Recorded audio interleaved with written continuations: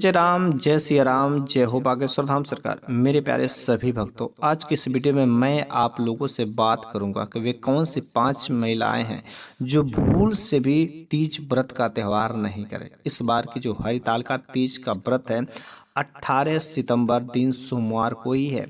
इस दिन भगवान शिव तथा माता पार्वती की पूजा की जाती है। ऐसा माना जाता है कि जो भी सुहागिन महिलाएं भगवान शिव तथा माता पार्वती की सच्चे दिल से श्रद्धा भाव से पूजा आराधना करती तथा पूरा श्रद्धा भाव से तीज व्रत का त्यौहार करती हैं, निर्जला रहती, निराहार रहती। हाँ, यह एक कठिन व्रत है, लेकिन जो भी महिलाएं सच्चे दिल से श्रद्धा भाव से इस व्रत को पूरा करती हैं, उनकी पति की उम्र जो है दीर्घायु हो जाती है। इस व्रत को करने से अनेक प्रकार के फल मिलते हैं, जिसके भी ऊपर भगवान शिव तथा माता पार्वती की कृपा लग जाती है।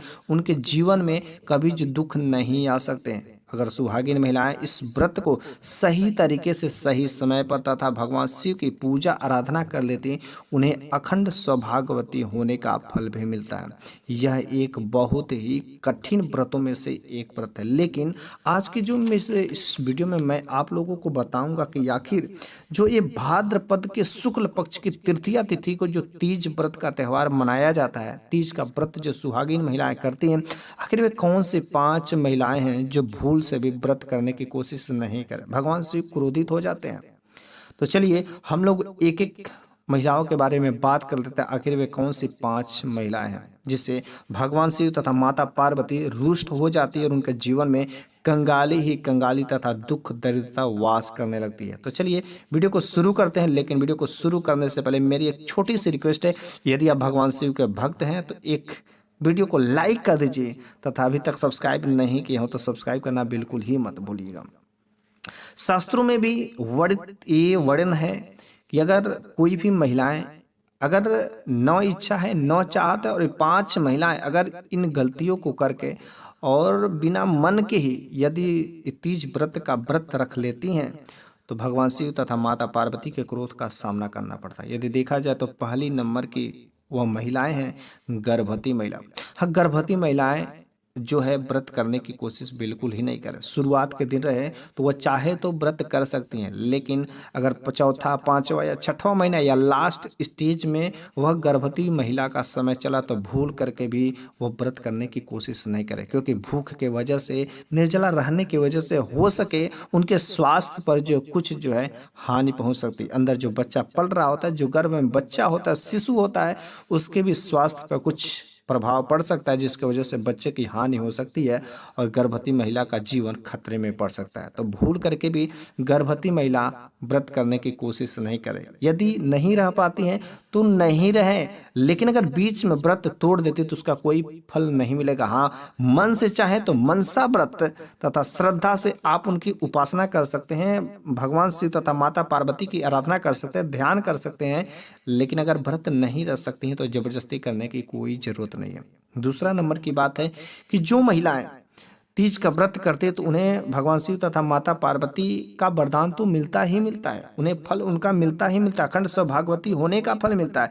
लेकिन अगर महिला की स्वास्थ्य उस समय सही नहीं है, बीमार से पीड़ित है, हॉस्पिटल में एडमिट है, कुछ ऐसी अनक्रिटिकल कंडीशन है जिससे वह जो है हरितालिका तीज का व्रत करने में असमर्थ है, तो इससे बेहतर है कि वह जो है हरितालिका तीज का व्रत रखे ही नहीं।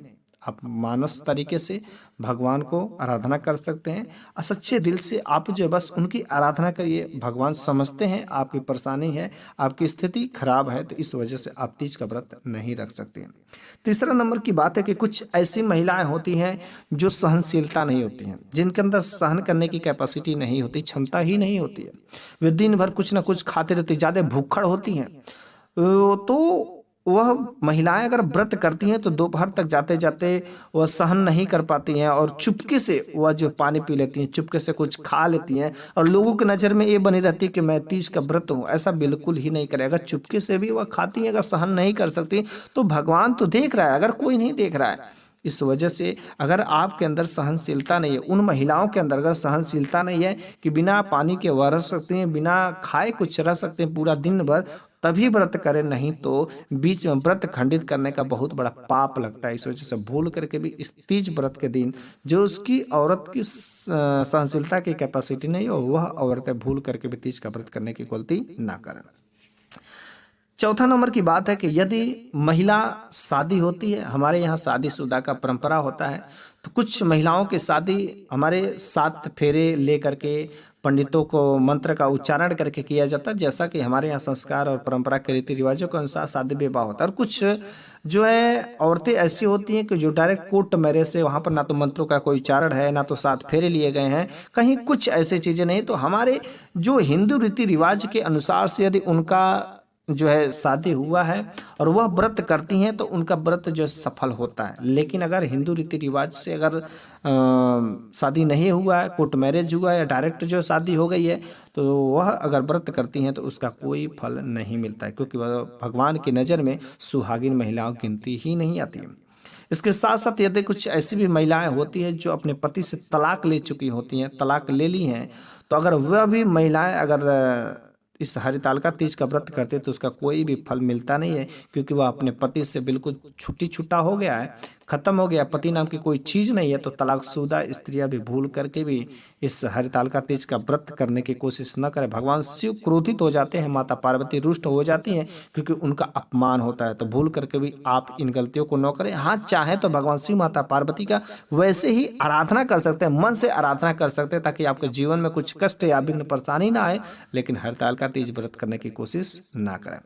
5वां नंबर की बात है कि कुछ ऐसी औरतें होती हैं, कुछ ऐसी महिलाएं होती हैं, सुहागिन महिलाएं तो होती हैं, लेकिन वह अपने पति को 1% भी इज्जत नहीं देती, पति को सम्मान नहीं देते, दिन पर दिन जो गालियां ही देती जाती हैं, अपने पति को हमेशा अपने पैरों तले अपना गुलाम बना करके रखती, पति से काम करवाती, सब जो है पति को 1% भी सम्मान नहीं देती हैं। और जिस घर में पति का सम्मान नहीं होता है, उस घर में कभी भी माता लक्ष्मी निवास नहीं कर सकती हैं।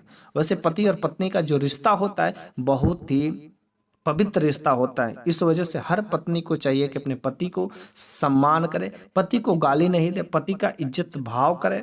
और जिस भी महिला के अंदर ऐसा स्वभाव होता है, ऐसा चरित्र होता है, कुचरित्र होती है, अपने पति को सम्मान नहीं करती, वह औरतें भूल करके भी इस हरितालिका तीज का व्रत करने की कोशिश ना करें।